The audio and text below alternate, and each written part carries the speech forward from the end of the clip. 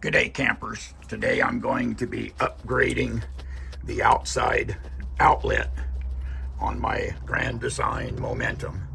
This cover isn't bad for protecting this outlet if there's nothing plugged into it, but it's terrible if you have something plugged into it and it happens to be raining at the same time.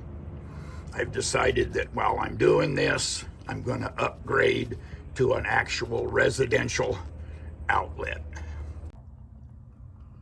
I have enough room back here to use a full-size residential box, but I'm going to have to open up the opening in this inside wall, and the first part of that is I need to remove the outside outlet cover and pull the outlet out so that I have access to cut the material away.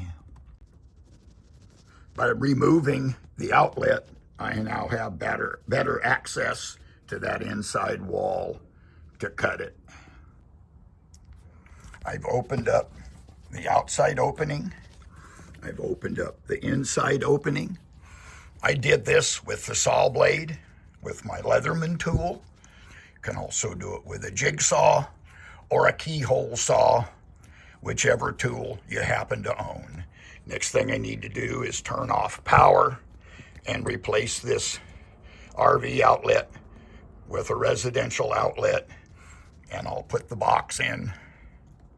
The box I have was ordered from Amazon, and I will put a link in the description. I've shut off power to the outlet, and to confirm power is off, I have plugged in my outlet tester. This is also available on Amazon. There is a link in the description. With the box installed, I can now wire up the outlet. Be sure to refer to my video on how to install a residential outlet in an RV. It will clear up any wiring questions that you may have. As you can see, I had plenty of room in the back. This box is designed to be put in from the front, and these two screws clamp the box in place.